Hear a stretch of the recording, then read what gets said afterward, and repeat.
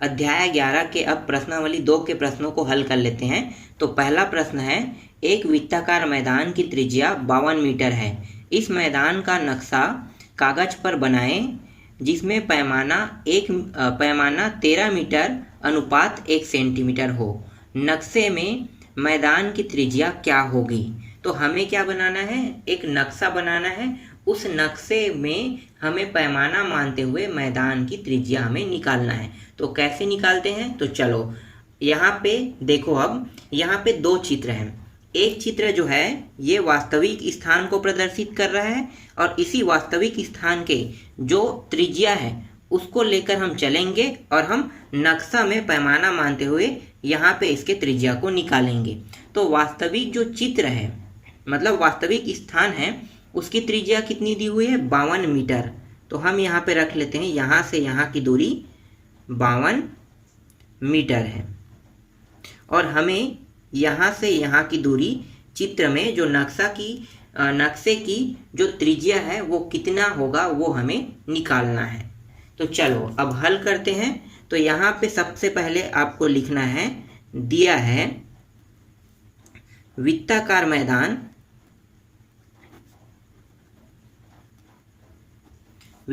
मैदान की त्रिज्या बराबर 52 मीटर दिया हुआ है और हमें पैमाना कितना मानना है? हमें पैमाना मानना है जिसे हम स्केल गुणांक भी कहते हैं। तो हम यहाँ पे पैमाना लिख लेते हैं। पैमाना बराबर 13 मीटर को हमें 1 सेंटीमीटर मानना है। समझ में आ रहा है? कितना मानना है? 13 मीटर को हमें 1 सेंटीमीटर मानना है। अब ये जो 13 है, ठीक है, इस 13 को हम इस साइड ले आते हैं तो यहाँ पे कुछ नहीं, मतलब क्या बचेगा? 1 बचेगा। ठीक, समझ में आ रहा है? क्या करेंगे? 13 को इस साइड ले आते हैं। पहले यहाँ पे थोड़ा सा और देख लो, यहाँ पे कुछ नहीं, नीचे में मतलब क्या है? 1 है। यहाँ पे कुछ नहीं, मतलब नीचे में क्या है? 1 है। मैं यहाँ पे सिर्फ मीटर बस को रखूँगा, बाकी मान को मैं इस साइड ले आता हूँ। तो क्या होगा? जो संख्या है 13 वो ऊपर से नीचे आ जाएगा। तो यहाँ पे बचेगा क्या? यहाँ पे सिर्फ मीटर बचेगा और यहाँ पे 1 है और नीचे में क्या आ जाएगा? 13। तो कितना हो गया? 1/13 सेंटीमीटर हो गया।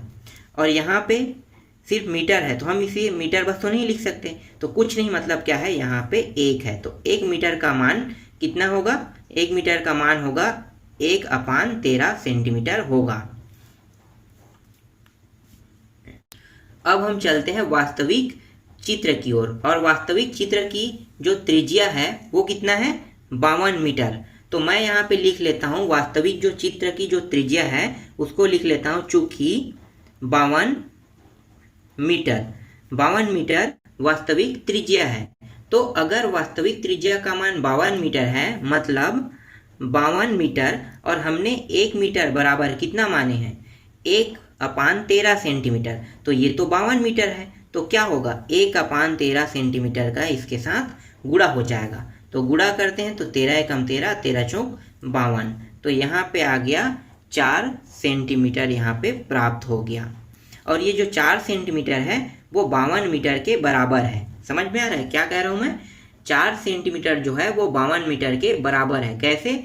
अगर हम पैमाना मानते हैं तो पैमाना में हमने 13 मीटर बराबर 1 सेंटीमीटर माना है। तो अगर हम वापस इसे भाग दे देंगे, ठीक है, 52 देखो वापस भाग दे देते हैं तो क्या हमें 13 प्राप्त हो रहा है कि नहीं? तो देख लो, 4 एकम 4, 4 तिया 12। मतलब हमने क्या माना था? पैमाना माना था 13 मीटर बराबर 1 सेंटीमीटर। तब हमें जो मान प्राप्त हुआ है वो प्राप्त हुआ है 4 सेंटीमीटर और यही क्या है? इसका आंसर है। तो यहाँ पे आप चित्र में दर्शा सकते हो 4 सेंटीमीटर। समझ में आया? 4 सेंटीमीटर पैमाना मानने पर नक्शे में त्रिज्या का जो मान है वो 4 सेंटीमीटर होगा। चलो अब दूसरे प्रश्न को हल कर लेते हैं। दूसरा प्रश्न है, किसी आयत की 2 आसन भुजाओं की माप क्रमशः 5 सेंटीमीटर और 7.5 सेंटीमीटर है। निम्न स्केल गुणक मानते हुए नए आयतों की भुजाओं की माप और क्षेत्रफल पता कीजिए। यहाँ पे स्केल गुणांक दिया हुआ है। पहला है 0.8, दूसरा स्केल गुणांक है 1.2 और तीसरा है 1.0 स्केल गुणांक है। और नीचे में कुछ और लिखा हुआ है, स्केल गुणांक 1 मानने पर मिला आयात क्या वास्तविक आयात के सर्वांशम है, ये हमें पूछा है। तो जब हम प्रश्न को हल करेंगे और तीसरा को जब हल करेंगे तो अगर जो अभी जो मान है 5 सेंटीमीटर चौड़ाई और 7.5 सेंटीमीटर लंबाई, अगर यही सेम मान प्राप्त होता है हल करने के बाद तो हम वहाँ पे हाँ लिखेंगे, और नहीं प्राप्त होगा तो हम वहाँ पे नहीं लिखेंगे। तो चलो अब इस प्रश्न को भी हल करते हैं। तो इस प्रश्न क्रमांक 2 में एक आयत दिया हुआ है। आयत की लंबाई और चौड़ाई कितना है, 7.5 लंबाई है और चौड़ाई है 5 सेंटीमीटर। तो हम सबसे पहले एक आयत का निर्माण कर लेते हैं। ये एक आयत है। इस आयत में लंबाई है 7.5 सेंटीमीटर, यहाँ से यहाँ की दूरी, और यहाँ से यहाँ की दूरी कितना है, 5 सेंटीमीटर है। तो ये है लंबाई है और ये है चौड़ाई है। अब यहाँ पे आप लिख सकते हो, दिया है आयत की लंबाई बराबर 7.5 सेंटीमीटर और चौड़ाई बराबर 5 सेंटीमीटर है। अब पहले प्रश्न को हल करते हैं। पहला प्रश्न में हमें क्या लेना है, स्केल गुणांक हमें लेना है 0.8 लेना है। तो यहाँ पे लिखो पहला स्केल गुणांक, स्केल गुणक है, स्केल गुणक कितना है, 0.8 है। इसका मतलब क्या है, इसका मतलब अगर हम समझते हैं पैमाना के रूप में, तो पैमाना 1 सेंटीमीटर बराबर हम मानेंगे 0.8 सेंटीमीटर मानेंगे। इसका मतलब यही होता है। स्केल गुणांक का मतलब क्या होता है, अगर वो 1 सेंटीमीटर दिया हुआ है तो उसे हम क्या कर रहे हैं, 0.8 सेंटीमीटर मानने के लिए कह रहा है। तो हम मान रहे हैं पैमाना में 1 सेंटीमीटर बराबर 0.8 सेंटीमीटर हम मान रहे हैं। तो सबसे पहले हम नया लंबाई निकाल लेते हैं। ठीक है, ये क्या है, ये दोनों पुराना लंबाई है और पुराना चौड़ाई है, और हमें क्या करना है, नया लंबाई और नया चौड़ाई निकालना है। तो पहले हम लंबाई निकाल लेते हैं, नया लंबाई। तो नया लंबाई निकालने के लिए क्या करेंगे, पुराना लंबाई जो है ना 7.5, उसके साथ हम गुणा कर देंगे स्केल गुणांक का। स्केल गुणांक का मान कितना है, 0.8। गुणा कर दो, तो गुणा करने पर ये आ रहा है 600 आ रहा है। 8 से गुणा कर दो तो 600 आ रहा है। इसके बाद देखो कितने संख्या के बाद हमें दशमलव लगाना है। तो यहाँ पे एक संख्या और दो संख्या है जिसके बाद दशमलव लगे, मतलब यहाँ से एक संख्या और यहाँ से एक संख्या है। तो हम क्या करेंगे, पीछे से गिनेंगे, तो 1 और 2 संख्या होगा, तो 2 संख्या के बाद दशमलव लगा देते हैं। तो इसका मान कितना आया, 6 सेंटीमीटर प्राप्त हुआ। समझ में आया। अब हम नया चौड़ाई भी निकाल लेते हैं। नया चौड़ाई कैसे निकालेंगे, पुराने चौड़ाई जो है 5 सेंटीमीटर, इसके साथ स्केल गुणक का हम गुणा कर देते हैं। तो 0.8 का गुणा कर देते हैं। तो 8 पंचे कितना होगा, 40। तो ये हो गया 40। अब यहाँ पे देखो दशमलव जो दशमलव है वो कितने संख्या के बाद लगेगा। तो देखो यहाँ पे एक संख्या, यहाँ भी कोई संख्या क्या नहीं है, तो यहाँ पे लगेगा एक संख्या के बाद दशमलव लगेगा। तो यहाँ पे आ गया 4 सेंटीमीटर चौड़ाई प्राप्त हो गया। तो नया लंबाई 6 सेंटीमीटर और नया चौड़ाई 4 सेंटीमीटर यहाँ पे प्राप्त हो रहा है। अब हम आयत का क्षेत्रफल निकाल लेते हैं। तो यहाँ पे लिखो आयत का क्षेत्रफल बराबर लंबाई गुणित चौड़ाई।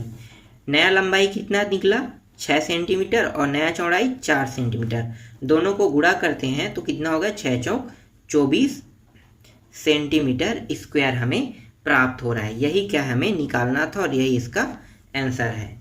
ये प्रश्न आपको समझ में आया। अभी इसमें 2 मान और दिए हुए हैं, तो दोनों मान को भी हल करेंगे। चलो उनको भी हल कर लेते हैं।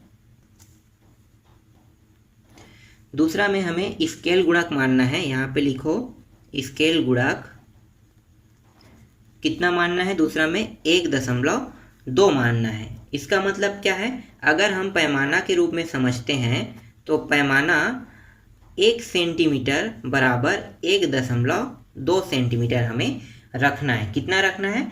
1 सेंटीमीटर के बराबर हमें 1.2 सेंटीमीटर रखना है। तो सबसे पहले हम नया लंबाई निकाल लेते हैं। तो नया लंबाई निकालने के लिए क्या करते हैं? पुराना जो लंबाई है, पुराना लंबाई का मान कितना है? 7.5। उसके साथ गुणा कर देंगे किसका? स्केल गुणक का। स्केल गुणक कितना है? 1.2 है। गुणा कर दो। तो गुणा करने पर ये आ रहा है 12 पंचे 60, 60 का 0, 12 पंचे 60 और 6, 12 पंचे 60, 12 छक्के 72, 12 सत्ते 84 और 6 हासिल, तो ये 90 हो जाएगा। तो ये आ गया 900। अब यहाँ पे कितने शून्य के बाद दशमलव लगेगा, मतलब कितने संख्या के बाद दशमलव लगेगा? तो यहाँ पे देखो, यहाँ पे एक संख्या है और यहाँ पे दशमलव के बाद एक संख्या है। तो दोनों एक एक संख्या है। एक और एक कितना हो गया? 2 संख्या। तो 1 और 2, तो 2 संख्या के बाद दशमलव लगता है। तो यहाँ पे 9 सेंटीमीटर प्राप्त हो गया। ठीक, ये समझ में आया। अब हम नया चौड़ाई निकाल लेते हैं। नया चौड़ाई कैसे निकालते हैं? पुराना जो चौड़ाई है 5 सेंटीमीटर, उसके साथ हम स्केल गुणक का गुणा कर देंगे। तो ये हो जाएगा 12 पंचे 60 आ जाएगा। अब यहाँ पे देखो कितने संख्या के बाद दशमलव लगाना है? तो यहाँ पे सिर्फ एक संख्या दिया हुआ है और यहाँ पे कोई संख्या है क्या? नहीं। तो सिर्फ हमें एक संख्या के बाद दशमलव लगाना है। तो यहाँ पे आ गया 6 सेंटीमीटर। अब हम आयत का क्षेत्रफल निकाल लेते हैं। आयत का क्षेत्रफल बराबर लंबाई गुणित चौड़ाई। लंबाई कितना है? लंबाई है 9 सेंटीमीटर और चौड़ाई है 6 सेंटीमीटर। दोनों का अगर गुणा करेंगे तो कितना होगा? 9 छक्के 54 सेंटीमीटर स्क्वायर प्राप्त होगा। यही क्या है? इसका आंसर है। अब हम तीसरा को भी हल कर लेते हैं। तो तीसरा जो मान है वो क्या दिया हुआ है? स्केल गुणक। तो स्केल गुणक का जो मान है वो दिया हुआ है 1.0 दिया हुआ है। इसका मतलब पैमाना अगर मानते हैं तो पैमाना में 1 सेंटीमीटर बराबर हम 1 सेंटीमीटर रखेंगे। पीछे में दशमलव लगा है, इसका मतलब क्या है? इसका मतलब ये है कि ये एक ही रहेगा। दशमलव पीछे के हम गिनेंगे नहीं। क्यों? क्योंकि 0 है। अगर संख्या होता तो ये इंपॉर्टेंट होता। संख्या नहीं, क्या है? मतलब ये 0 है। 0 के अलावा अगर कोई दूसरा मान होता तो हम इसे गिनते, लेकिन यहाँ पे 0 है इसलिए हम नहीं गिने। तो 1 सेंटीमीटर बराबर हम पैमाना कितना रखेंगे? 1 ही रखेंगे। तो चलो अब नया लंबाई निकाल लेते हैं। तो नया लंबाई कैसे निकालते हैं? पुराना लंबाई के साथ गुणा कर देते हैं स्केल गुणक का। तो गुणा करेंगे तो यहाँ पे कितना प्राप्त होगा? यहाँ पे 7.5 सेंटीमीटर प्राप्त होगा। तो ये नया लंबाई प्राप्त हो गया, सेम प्राप्त हुआ। अब नया चौड़ाई निकाल लेते हैं। तो नया चौड़ाई निकालने के लिए पुराना चौड़ाई के साथ हम स्केल गुणक का गुणा कर देते हैं। तो यहाँ पे 5 ही प्राप्त हो रहा है ये भी। तो ये आ गया 5 सेंटीमीटर। तो क्या इसमें लंबाई और चौड़ाई बदला? नहीं। पुराना लंबाई जो था वही यहाँ पे प्राप्त हुआ और यहाँ पे पुराना चौड़ाई था वही पुराना चौड़ाई यहाँ भी प्राप्त हुआ है। अब हम आयत का क्षेत्रफल निकाल लेते हैं। आयत का क्षेत्रफल बराबर लंबाई गुणित चौड़ाई। लंबाई कितना है? लंबाई है 7.5 गुणित चौड़ाई कितना है? 5 है। दोनों को गुणा कर देंगे तो 5 पंचे 25, 3 हासिल, 5 सत्ते 5 पंचे 25, 2 हासिल और 5 सत्ते 35 और 2 कितना हो गया? 37 हो गया, 375। अब यहाँ पे देखो कितने संख्या के बाद दशमलव लगाए? तो यहाँ पे कोई संख्या नहीं है, लेकिन यहाँ पे एक संख्या है। एक संख्या के बाद दशमलव है तो हम क्या करेंगे? एक संख्या के बाद दशमलव लगाएंगे। तो यहाँ पे आ रहा है 37 सेंटीमीटर स्क्वायर प्राप्त हो रहा है। यही क्या है? इसका आंसर है। अब नीचे में प्रश्न पूछा था कि क्या स्केल गुणक 1 मानने पर मिली आयत क्या वास्तविक आयत के सर्वांग सम है? तो उसका आंसर क्या रहेगा? हाँ रहेगा। आपको यहाँ पे लिखना है हाँ।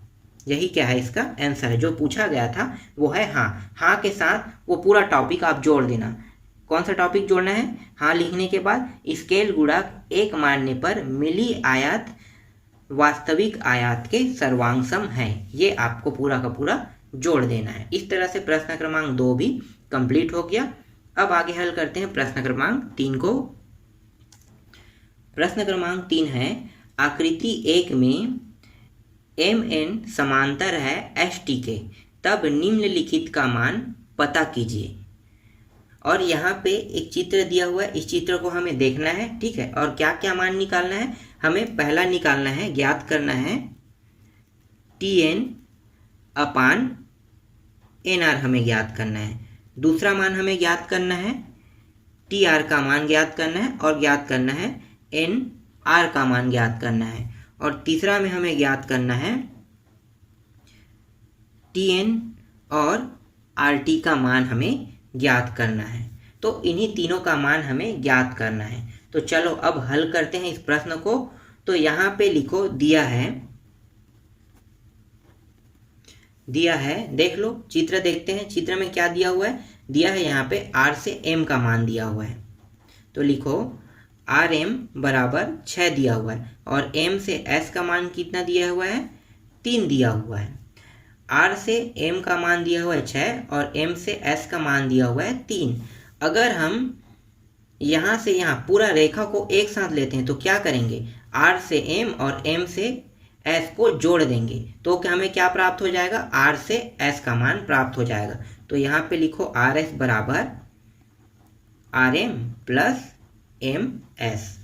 RM का मान कितना है, RM का मान है 6 और MS का मान कितना है, 3 है। तो दोनों को जोड़ेंगे तो कितना प्राप्त हो रहा है, 9 प्राप्त हो रहा है। तो RS का मान कितना प्राप्त हो गया, RS का मान हमें 9 प्राप्त हो गया। अब प्रश्न में समांतर बताया है तो यहाँ पे लिखो, चूंकि MN समांतर है किसके, ST के, ठीक है, ST के समांतर है। तब अब देखो यहाँ पे फिर आते हैं चित्र में। चित्र को देखो, यहाँ पे देखो N और M किसके समांतर है, S और T के समांतर है। तो अगर ये दोनों रेखाएं समांतर है एक दूसरे के तो M से S का मान जितना होगा उतना ही N से T का मान होगा। समझ में आ रहा है, अगर दोनों रेखाएं समांतर है तो M से S का मान जितना है उतना ही N से T का मान होगा। तो यहाँ पे लिखो NT के बराबर क्या है, MS है। तो NT बराबर MS का मान कितना है, MS का मान है 3 है। तो NT का मान कितना प्राप्त हो गया, यहाँ पे 3 प्राप्त हो गया। समझ में आई ये। और उसके बाद और देखो यहाँ पे, ठीक है, ये दोनों रेखाएं समांतर है तो R से S की दूरी जितनी है उतनी ही R से N की दूरी भी होगी।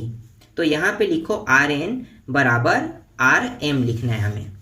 तो यहाँ पे आप लिखो RN बराबर RM, मतलब RN जितना है उतना ही RM का मान भी है।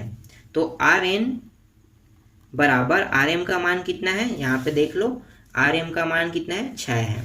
तो हम RM के मान को यहाँ पे रख देते हैं। तो RM का मान 6, तो RN का मान भी कितना प्राप्त होगा, RN का मान भी 6 प्राप्त होगा। अब हम यहाँ पे चित्र पे इन्हीं मानों को भी रख लेते हैं। तो ये भी 6 प्राप्त होगा और ये भी 3 प्राप्त हुआ।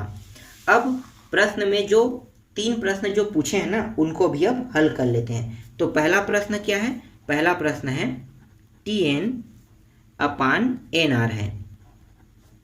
तो Tn का मान कितना है, देख लो, Tn मतलब NT या Tn दोनों बोल सकते हो, उल्टा आगे पीछे लिख सकते हो, क्यों, क्योंकि दोनों गुणा में है। तो ये NT है तो NT या Tn भी बोल सकते हो।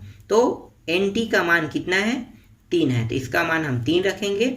और यहाँ पे देखो Rn और यहाँ पे Nr, तो ये दोनों गुणा में है तो हम आगे पीछे इसे लिख सकते हैं। तो Rn का मान कितना है या Nr का मान कितना है, 6 है, तो इसको हम 6 लिखेंगे। अब ये कट है तो कटा दो, 3 एक कम 3 दूनी कट गया, 1/2 प्राप्त हुआ। तो पहला का मान प्राप्त हुआ 1/2। इसी तरह से दूसरा का भी निकाल लेते हैं। दूसरा जो मान है वो है Tr अपान Nr है। तो Tr का मान कितना है, Tr का मान देख लो, T से हमें क्या निकालना है, R का मान निकालना है। तो यहाँ पे Tr का मान अभी मैंने नहीं निकाला है, देखो चित्र में R से N का मान कितना है, 6 है, तो N से T का मान कितना होगा, 3 होगा। और दोनों को अगर हम जोड़ देंगे तो हमारे पास निकल जाएगा, मैं यहाँ पे निकाल देता हूँ, RT, ठीक है, RT, ये हो गया RT।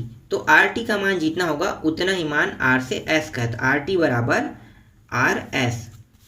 तो यहाँ पे लिखो आर टी बराबर आर एस का मान कितना है 9 है, तो कितना निकल गया आर टी का मान 9 निकल गया। तो अब यहाँ पे लिखो आर टी का मान कितना है 9 प्राप्त हुआ और एन आर का मान कितना है, एन आर का मान देख लो ये रहा 6 है। कट है तो कटा दो, तो ये 3 के पहाड़े से कट है, 3 दिया और 3 दूनी, तो इसका मान आ गया 3/2 प्राप्त हुआ। अब तीसरा को देख लेते हैं। तीसरा क्या है, तीसरा है Tn/RT दिया हुआ है। Tn का मान कितना है, Tn का मान है 3 और RT का मान अभी हमने निकाला है 9, तो ये हो जाएगा 1/3 प्राप्त होगा। तो इसका आंसर आ गया 1/3। इस तरह से प्रश्न क्रमांक 1, 2 और 3 को हमने हल कर दिया। आगे के जो प्रश्न हैं उनको हम नेक्स्ट वीडियो में हल करेंगे।